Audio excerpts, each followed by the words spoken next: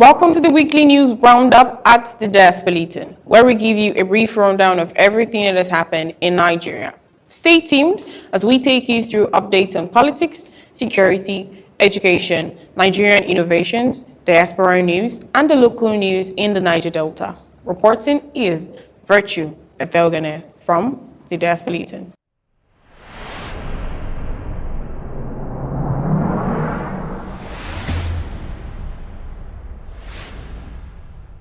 Welcome back. Let's get you started with updates on politics. This week has Nigerian women taking the frontiers in politics, having Badejo-Okusanya emerge as presidential elect of the NBA. On July 20th, 2026, Badejo-Okusanya was declared the winner of the Nigerian Bar Association NBA presidential race. She has vowed to lead the association with integrity and is set to become the second female president in the organization's history. Head of fake presidential foreign investment agency arrested. Adeyemi Matthew, who posed as the Director General of the fraudulent Presidential Foreign Investment Promotion Council, PFIPC, was arrested in Osun State on July 15, 2026. According to Africa News, police made the arrest after a federal high court in Abuja issued a warrant on Tuesday. Adeyemi had skipped a hearing on forgery and impersonation charges. The case has dominated headlines in Nigeria since President Bola Ahmed Tinubu ordered a corruption probe into the agency last week. Before his arrest, Adeyemi denied wrongdoing in interviews with local media. He said his safety was at risk, but promised to appear in court. He did not show up. His lawyer, Genesis Francis, told the court he could not convince his client to attend, citing fears for his safety. Adeyemi had reportedly written an open letter to Tinubu raising the same concerns. Police said officers from the Force Intelligence Department and Intelligence Response Team carried out the arrest. He's expected to be taken to police headquarters in Abuja for questioning.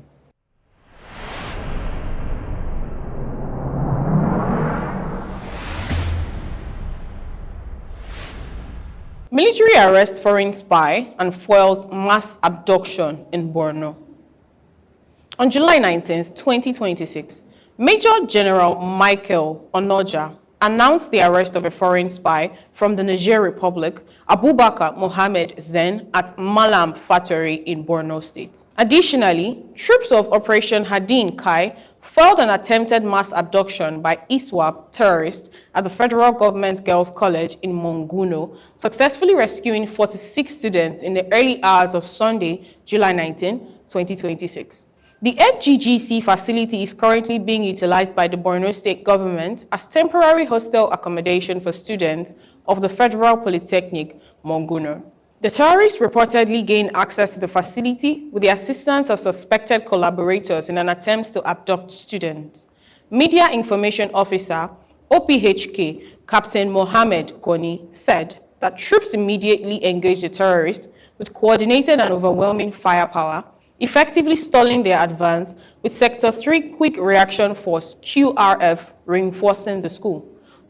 Students, in fact, I'm very much pleased with the way the Nigerian Army intervened into this problem of ours at the center there, Federal Government Girls College Center, for the remedial programs.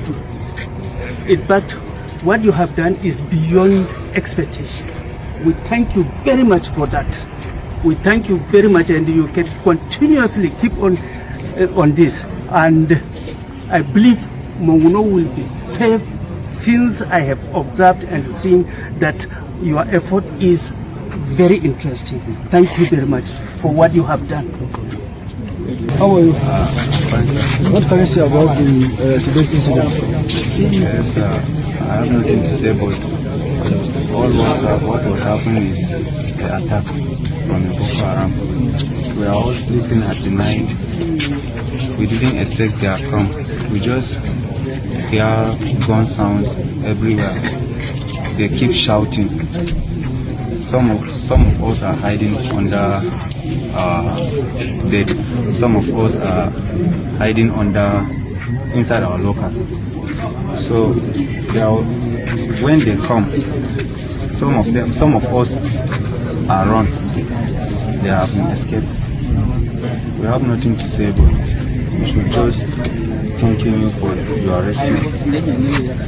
Gwani said the terrorists abandoned their criminal mission and fled in confusion without achieving their objective after being confronted by superior combat capability and determined resistance of the security forces.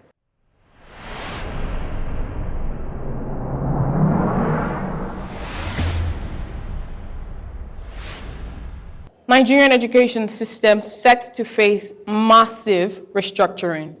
Minister of Education Tunji Alausa announced on July 1st, 2026, that the 40-year-old 6334 system has been scrapped in favor of a linear 12-year schooling model. This removes the distinct division between junior secondary school JSS and senior secondary school SSS. Under the previous 6334 system, students spent 6 years in primary, 3 in JSS, and 3 in SSS, followed by a minimum of 4 years in university. But this new model eliminates this transition point, merging these stages into a single continuous 12-year block. The minister cited a quagmire in the transition from junior to secondary school, noting that while there are 80,000 public primary schools, there are only 15,000 junior secondary schools, a ratio of 1:8. This bottleneck contributed to approximately 20 million dropouts occurring between the primary and junior secondary levels.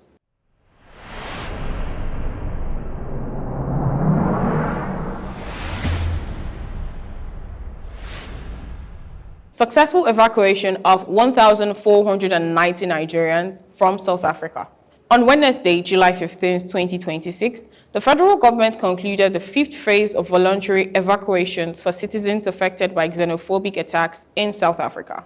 An Air Peace flight carrying 305 returnees arrived at Murtala Mohammed International Airport in Lagos at 11:30 a.m., bringing the total number of evacuated citizens to 1,490 since June 2026.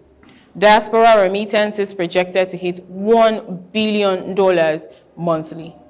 During the 14th Annual Business Day CEO Forum in Lagos on July 16, 2026, CBN Governor Yemi Cardoso projected the monthly diaspora remittances will reach $1 billion by the end of the year.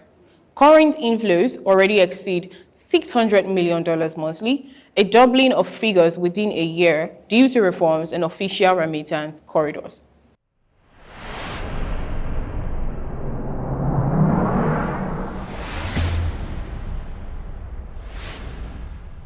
And finally, bringing you the local news digest in the Niger Delta. BYERA approves power upgrade program for Imiringi and Government House feeders.